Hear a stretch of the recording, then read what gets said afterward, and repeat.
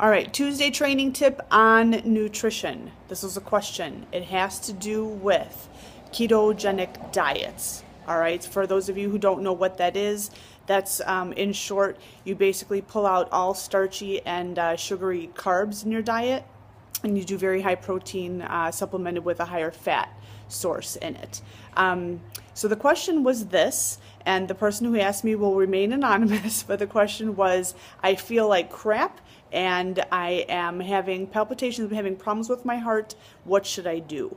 All right, this is what you need to know when you're flipping onto a keto diet. All right, this is actually a giant question, and it's a really good one.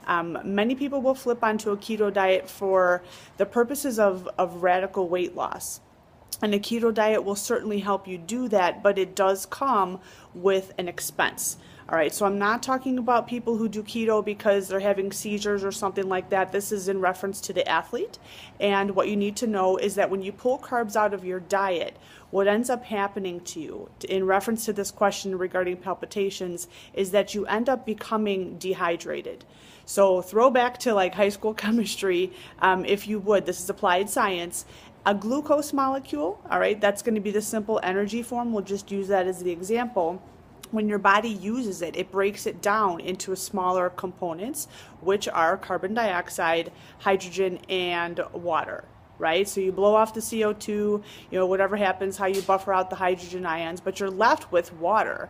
When you don't have those carb intakes anymore in your diet, your body does not have that residual water anymore, and you become water deficient. Now, in order to keep your body alive, I should tell you, your body does not care about your athletic goals. It doesn't care if you want to lose weight. It doesn't care about anything except keeping you alive.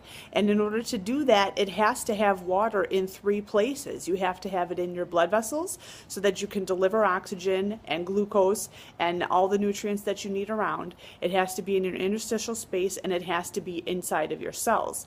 Now, when you drop into a keto diet, initially what's going to happen is that you're going to become intravascularly depleted.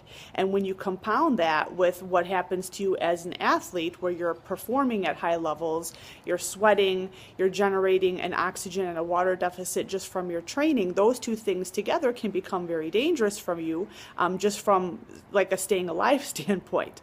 Well, your body has backup mechanisms in it, and as soon as you become intravascularly depleted, it's going to look to the 2 other places to pull water from the cells and then from the interstitial space.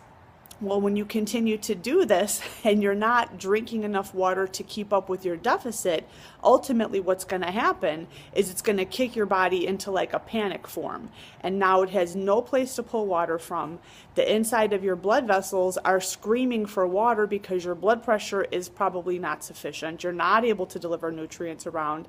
And remember, anytime you're not able to flow oxygen places, especially to your tissues, to your brain, to your heart, to your lungs, to any place inside of your body, the very first thing that happens when you enter a shocky state is you have a compensation of the heart, right? The heart, the rate increases.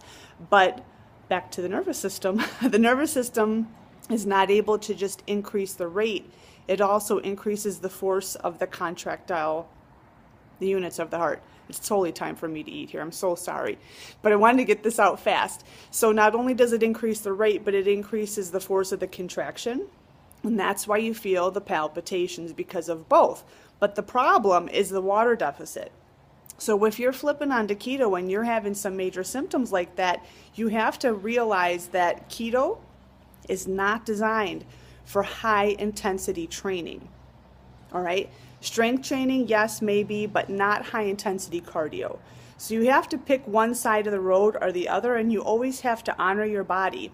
That if you're going down a particular pathway and something is severely wrong and you are having obvious symptoms that this is just not right, it's not right. Make sure that you reach out to somebody who is completely knowledgeable and can help to steer you in the right direction, and not just, move to give you just like a Band-Aid cure. Okay? All right. See ya. I'm going to go eat carbs.